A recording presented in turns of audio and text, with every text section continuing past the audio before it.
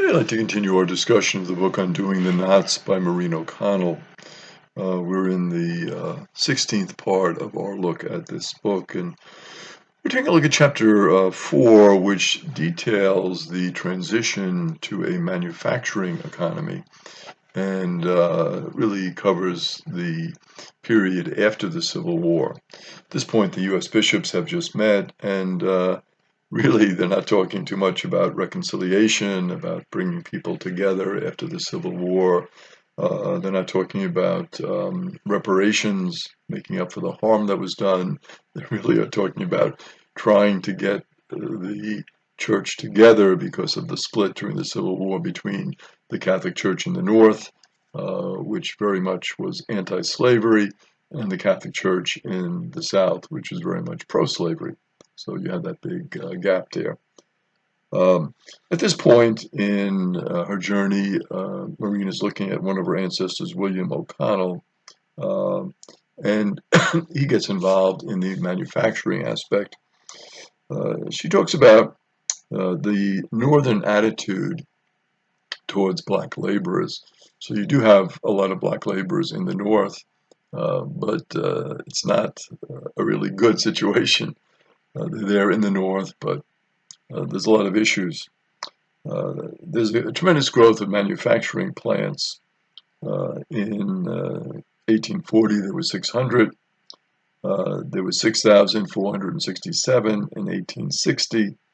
In 1870, there were 8,262. So manufacturing is taking over the economy. We're switching from that agrarian economy where everyone worked on the farm, now to the industrial economy. So William decides, well, let me give it the program here. He moves to Philadelphia and he becomes a metal worker in Philadelphia. Free black people were there in Philadelphia, and they were associated with unpaid or low-paying work. So again, it was a strict kind of system. If you were black, you did not really have a good job. You had the lowest jobs. This obviously did not square with the teachings of Rerum Novarum, which came out in 1891, Pope Leo XIII's encyclical on social justice. And Leo was saying that you really have to have a living wage for workers. The white workers are getting a better wage, going towards a living wage, but the black workers were not getting a good wage at all. William Edward Burghardt Du Bois, W.E. Du Bois, came to Philadelphia and did a study of the situation in Philadelphia, a study that was published in 1899. He was the first black person to earn a PhD from Harvard, so very well educated and trying to promote the black worker, black individuals, trying to create some good opportunities for them in this country post-Civil War. And so in his study of the 7th Ward in Philadelphia, he studied 45,000 people, and he gives a profile of the Philadelphia Negro. So it's a good, accurate picture of what was going on. He met with people, interviewed them, and gave you a sense of some of the difficulties that they were facing in the Philadelphia of William's time, Maureen's ancestor. Basically, his conclusion was fear, that they lived in a society of fear. Whatever enhanced the opportunities of black workers must limit the opportunities of white workers.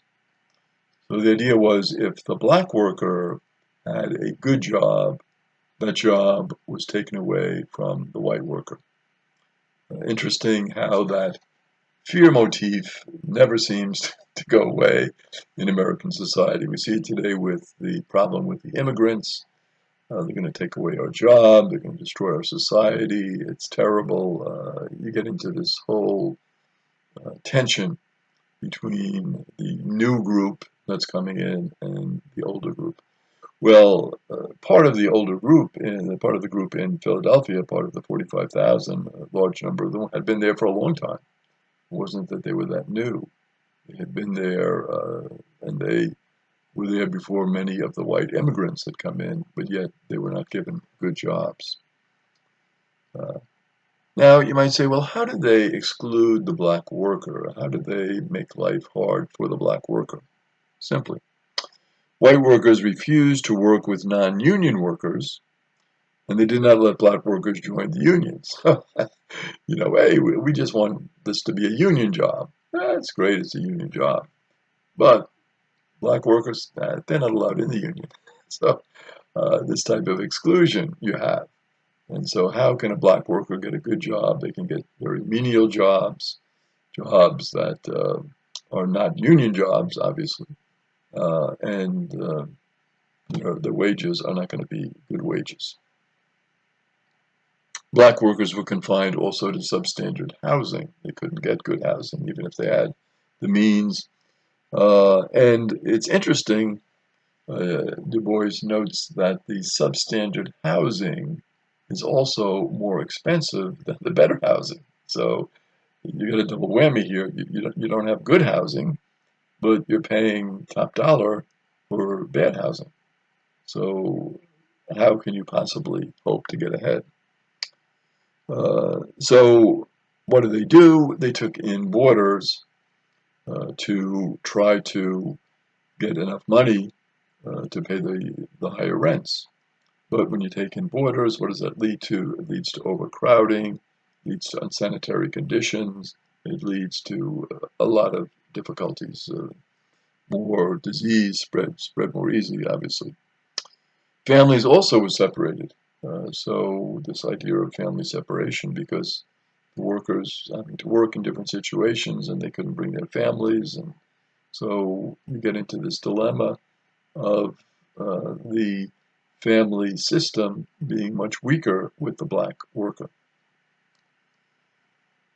Parish boundaries, very interestingly, reinforced racial attitudes. So the way the parishes were constructed in Philadelphia made the situation worse because you would confine the white population to certain parishes and the black population to other parishes. So, for example, St. Charles Borromeo Parish, where William is going to live, was established as a parish in 1866, and this was a time of great expansion in the Diocese of Philadelphia of parish creations, right and left, because of the increasing immigrants and people migrating into Philadelphia. It was dedicated as a parish in 1876. It was mostly Irish. There were skilled workers, mostly a stable family, fairly wealthy, and a lot of it came from the ability to network. So the fact that they could know somebody who could get them a job here, could help them, and this really was a way to build wealth, to get better opportunities than the black workers obviously were getting, who weren't even allowed in the union. There was an exclusion of black Catholics. So there were black Catholics, but they were excluded from the white parishes. And so there was the formation of St. Peter's Claver Parish, which became known as the Black Parish in the area. So again, the idea was that, well, black Catholics, you can go to this parish. This other parish is for white Catholics. Uh, the concept here at the end of chapter 4 that Marine looks into is the idea of moving from racial reconciliation to racial reconstruction. And that means doing the active steps of healing the psychological and social wounds that are caused by racial injustice.